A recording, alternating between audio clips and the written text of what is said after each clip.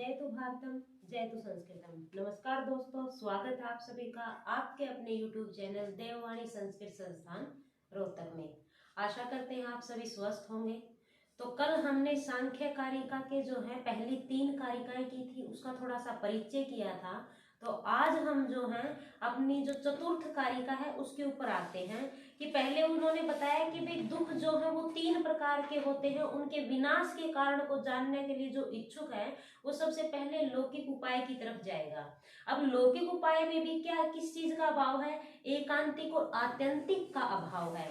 इसके पश्चात हमारी दूसरी जो कारिकाएं है वो दूसरी कारिका बोल रही है कि भाई इसके अतिरिक्त जो अनुश्रविक है उसमें भी किस चीज का अभाव, अनुश्रविक यानी जो श्रुति वेद इत्यादि हैं उसमें भी जो युक्त है, किस चीज से परिपूर्ण है वो अविशुद्धि से, अक्षय यानी विनाश से, अतिशय से युक्त है।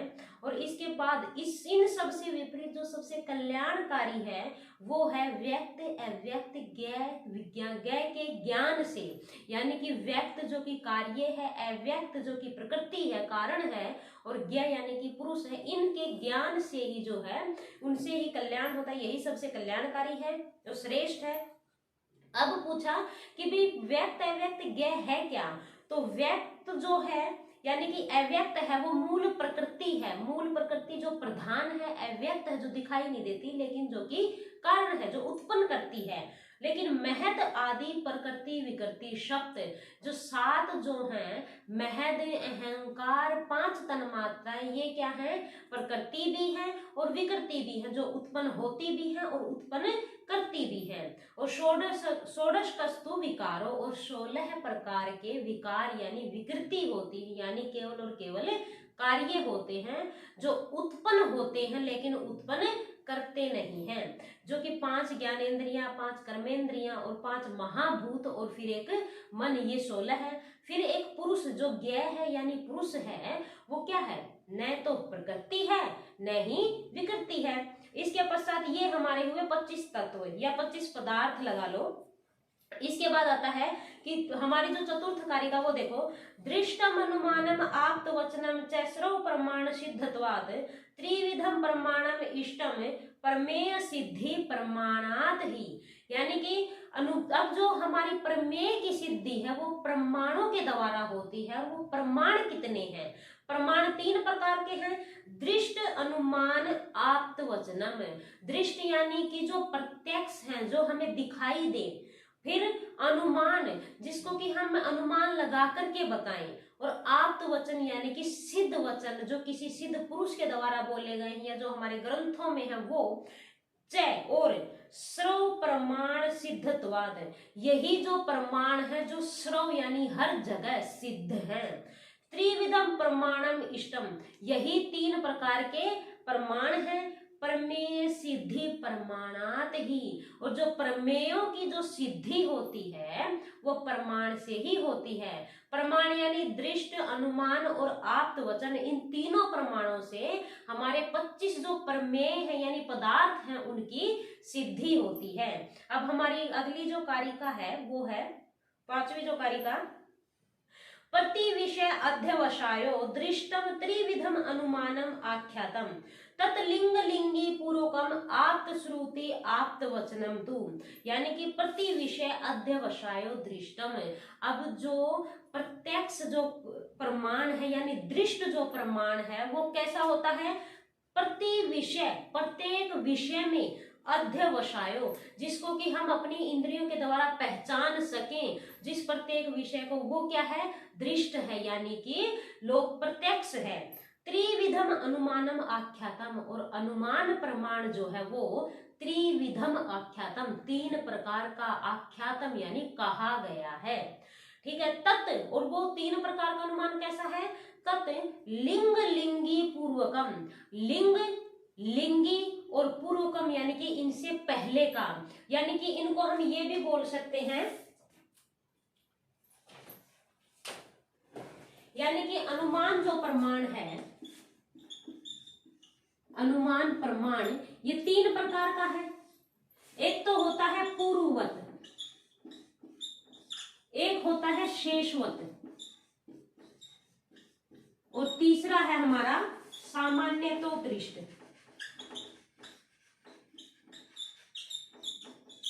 सामान्य तो दृष्ट। अब जो पूर्ववत है, ये हमारा पहला अनुमान का पहला भाग है। तो पूर्ववत में क्या है कि हम कार्य से पहले अनुमान लगाएं कि भाई बादल को देख करके हम ये अनुमान लगाएं कि वर्षा होने वाली है, यानी बारिश होने वाली है। तो ये कैसा अनुमान हुआ? पूर्ववत, यानी कि पूर्व आभास देख करके हम ये अनुमान लगा लें कि भी बादल को देख करके पानी का अनुमान लगाए कि भी वर्षा होगी। अब शेषवत क्या है कि भाई कार्य को देख करके, यानी कि जो बहता हुआ पानी है उसको देख करके ये हम अंदाजा लगाएं, ये अनुमान लगाएं कि भाई बारिश हुई है। यानी कि ये तो क्या है कि पूर्व अनुमान है कि बादल को देख करके बारिश के होने का है। और ये क्या है? बारिश का अनुमान किससे लगाया है? बहते हुए पानी को देख करके, गीले हुए फर्श को देख करके, इनको देख करके भी जो अनुमान लगाते हैं शेष भाग को देख कर, इसी में पता चल रहा है जो शेष है वो क्या है कि भी जो बचा हुआ भाग है, यानी कि जो अब जो ये शेषवत है इसमें यानी कि बहते हुए पानी को देख करके ये अनुमान लगाना, यानी कार्य को देख करके कारण का अनुमान लगाना कि बारिश हुई है। यहाँ क्या है कि कारण को देख करके, कार्य को देख करके कारण का अनुमान लगाना।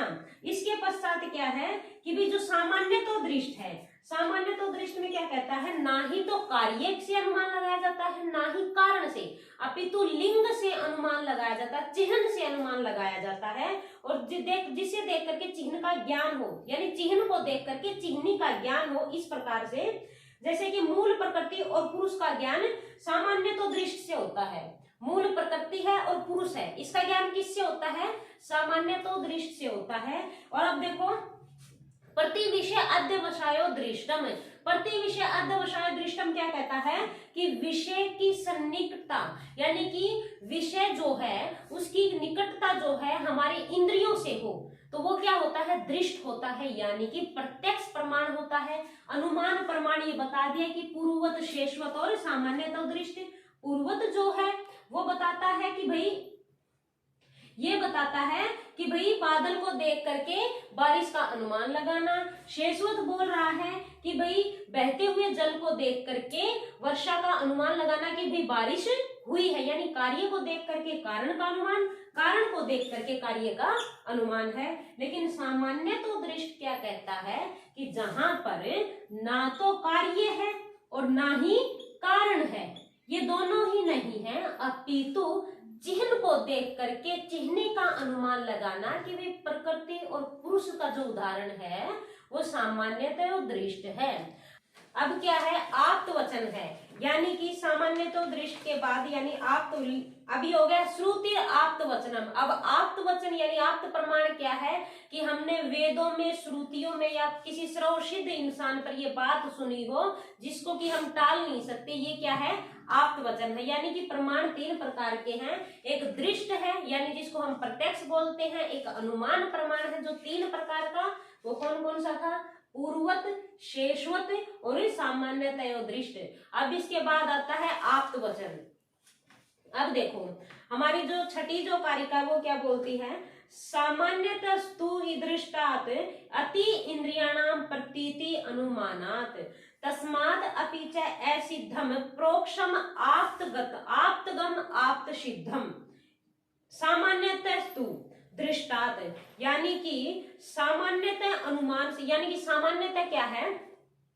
किसी विशिष्ट चीज को देख करके, या तो हम दृष्टात यानी देख करके प्रत्यक्ष रूप से उसकी प्रतीति करते हैं, यानी कि किसी भी चीज की, इस वस्तु की सिद्धि के लिए सबसे पहले हम प्रत्यक्ष देखते हैं, अपनी इंद्रियों को देखते हैं कि भाई हाँ ये घड़ा है, ये हमें दिखाई दे रहा है, ठीक है, ये तो हमारा हो गया प्रत्यक्ष। अब क्या है? अति इंद्रिया नाम, यानी इंद्रियों से विपरीत होकर के, कि जो ज्ञान आंखों से, कानों से, जीवा से इत्यादि से ना दिखाई सुनाई समझा जाए, तो फिर अनुमान के द्वारा ये समझना कि भाई अनुमान लगाना, इंद्रियों से परे होकर अनुमान लगाना। तस्मात् अपि च असिद्धम, इससे भी अगर सिद्धि की प्राप्ति नहीं होती तो प्रोक्षम आप्त आगमात सिद्धम, तो प्रोक्ष यानी कि किसी सिद्ध व्यक्ति के वचनों से उसकी सिद्धि होती है। अब देखो अति दूरात समीप्यात अति इंद्रिय घातात मनो अनवस्थानात सौक्षम्यात व्यवधानात अभिभवात समान अभिहारात च। अति दूरात यानी कि देखो कोई भी वस्तु है उसमें अभाव नहीं होता, क्योंकि कोई ना कोई जब प्रकृति है वो विद्यमान है, ठीक है, वो भले ही वो दिखाई नहीं देती, उसमें क्या है कि भाई हो सकता है उसमें अभाव नहीं बल्कि अनुपलब्धि के कारण है, ठीक है। अब अनुपलब्धि के भी 8 कारण बताए, वो कौन कौन से थे। सबसे पहले अति दूरात, हो सकता है कि भाई कोई वस्तु जो या प्रकृति है वो अति दूर हो, यानी कि बहुत ज्यादा दूर हो, इस वजह से उसकी अनुपलब्धि का कारण है, ठीक है। और फिर है समीप्यात, सामीप्यात यानी कि बिल्कुल ही नजदीक हो, यानी कि अब हमारी आंख का काजल है वो हमें ही दिखाई नहीं देता, अब वस्तु है लेकिन दिखाई नहीं दे रही, उस चीज में अभाव नहीं मान सकते, अनुपलब्धि का कारण ये हो सकता है कि वो बिल्कुल समीप है। अब जो कोई भी वस्तु या विषय है उसकी अनुपलब्धि के कारण हो सकते, उसके हेतु हो सकते, जो कि मैंने बताया कि अनुपलब्धि के 8 हेतु होते हैं किसी भी वस्तु या विषय के। अब बोला कि भाई प्रकृति विद्यमान नहीं है, लेकिन ऐसा नहीं है कि प्रकृति नहीं है, क्योंकि प्रकृति हो सकता है कि भी स्वरूप में भी है और विरूप में भी है, अपनी जो अगली कार्य उसमें पता भी चल जाएगा। तो उसकी या फिर किसी भी विषय की अनुपलब्धि का जो कारण है वो है सबसे पहले अति दूरात, यानी कि सबसे दूर हो, यानी कि एक बहुत दूर जाकर के भी कई कोस दूर जाकर कोई वस्तु है और जो हमें दिखाई नहीं दे रही, तो इसका मतलब ये तो नहीं है ना कि वो विद्यमान नहीं है, यानी कि अपने देश में है और दूसरे देश में नहीं है, तो इसका मतलब ये नहीं है कि वो लोग ये कहेंगे कि ये वस्तु है ही नहीं, जैसे कि डायनासोर है वो लुप्त हो चुका, लेकिन इसका मतलब ये तो नहीं था कि वो विद्यमान नहीं है ना। तो क्या है, वो अति दूरी की वजह से कोई चीज विद्यमान ना होना। दूसरा है सामीप्यात, सामीप्यात यानी बिल्कुल निकट होना, यानी कि जैसे कि आंख का काजल, आंख का काजल, अब आंख का जो काजल है वो हमारे बिल्कुल नजदीक है, हमारी आंखों के बिल्कुल नजदीक है, जो हमें दिखाई नहीं दे रहा, इसका मतलब ये तो नहीं कह सकते कि वो विद्यमान ही नहीं है, उसका अभाव है, नहीं, वो हमें समीपता की वजह से, निकटता की वजह से दिखाई नहीं दे रहा। फिर है इंद्रिय घातात, इंद्रिय घात यानी इंद्रियों की, यानी आंखों में विकार होना, इस वजह से किसी चीज का अभाव नहीं बल्कि अनुपलब्धि का ये कारण है कि भाई हमारी आंख से अगर दिखाई नहीं दे रहा तो इसका मतलब ये नहीं है कि वस्तु विद्यमान नहीं है, अपितु उसका अनुपलब्धि का भी ये एक कारण है।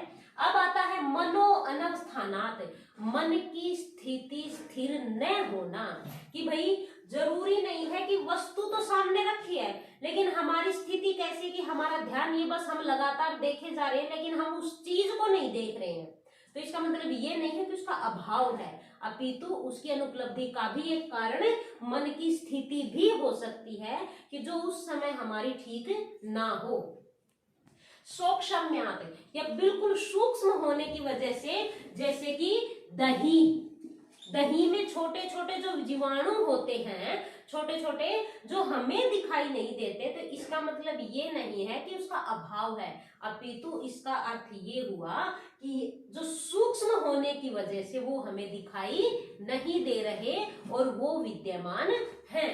अब आता है व्यवधानात, व्यवधान आना, कि भाई आगे कोई पहाड़ खड़ा है या फिर यूं लगा लो कि भाई इस तरफ हम खड़े हैं, उस तरफ हमारे कोई मित्रगण है वो खड़े हैं, लेकिन बीच में से बस आ गई, तो अब उस बस के बीच में आ जाने से हमें वो दिखाई नहीं दे रहे, तो इसका मतलब ये तो नहीं है वो विद्यमान नहीं है, उनका अभाव है, अपितु उनमें व्यवधान आ गया है कि भाई इस वजह से वो दिखाई नहीं दे रहे हैं। तो व्यवधान क्या है, बाधा आना, यानी कोई भी बाधा बीच में आ जाए जिसकी वजह से हमें पार की चीज दिखाई ना दे। अब जो हमारी सातवीं जो है, सातवां हेतु जो है वो क्या बोलता है, अभिभावात, अभिभाव, यानी कि जिस प्रकार देखो कि कोई बड़ा तेज का पुंज छोटे छोटे रोशनी वाले पुंजों को रोक लेता है, रोकता नहीं है, अपितु उसको ढक लेता है। इसका मतलब ये नहीं, जैसे कि आकाश में अब दिन में सूर्य निकलता है, अब सूर्य क्या करता है, तारों के समूह को ढक लेता है, जो हमें दिखाई नहीं देता, क्योंकि सूर्य का जो प्रकाश है वो बहुत तेज है, जिसकी वजह से हमें तारेगण दिखाई नहीं देते। यानी कि सूर्य के प्रकाश से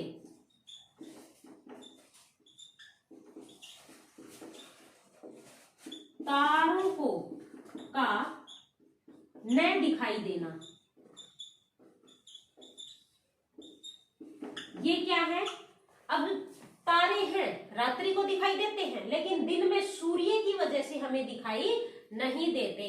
इसका मतलब तारे विद्यमान हैं, लेकिन अभिभाव के कारण उसमें अनुपलब्धि का ये कारण विद्यमान है, तभी दिखाई नहीं दे रहे, उसमें अभाव नहीं है। अब देखो, समान अभिहारात, समान यानी किसी समान सदृश वस्तु का दूसरे सदृश वस्तु में मिल जाना। जैसे कि दो भैंसों का, अलग अलग भैंसों का दूध एक बाल्टी में मिलाओगे तो वो दोनों एक जैसे हैं, मिलाने के बाद हम ये तो अलग नहीं कर सकते ना कि ये उस भैंस का है या ये उस भैंस का है। तो समान वस्तु का मिश्रण होने के बाद उसे अलग करके पहचानना मुश्किल है, लेकिन ये नहीं कह सकते कि भाई अनुपलब्ध है ना। अनुपलब्धि का कारण है समान अभिहारात, यानी कि दो भैंसों के दूध को एक में मिला देना। तो ये क्या है, अभाव नहीं है बल्कि अनुपलब्धि का कारण है। इस प्रकार से वस्तु या विषय की अनुपलब्धि के ये 8 हेतु हैं। तो दोस्तों, आज के लिए केवल इतना ही। अब हम मिलेंगे अपनी नेक्स्ट वीडियो के साथ, यानी कि हमारी जो 7वीं कारिका होगी उसके 8वीं जो कारिका है उसमें मिलेंगे। और अगर तुम्हें ये अच्छे से समझ आ रहा है तो अपने चैनल को लाइक, शेयर और सब्सक्राइब करना ना भूलें, जिससे कि हमें भी मनोबल मिले, ताकि हम और अच्छे से वीडियो डाल सकें। और जिसको भी समझ ना आए तो वो ऑफलाइन आकर के हमसे कांटेक्ट कर सकता है, जो कि देववाणी संस्कृत संस्थान है, रोहतक में है, एग्रोमोल के पास है, एग्रोमोल में ही है। जय तु भारतम, जय तु संस्कृतम। धन्यवाद।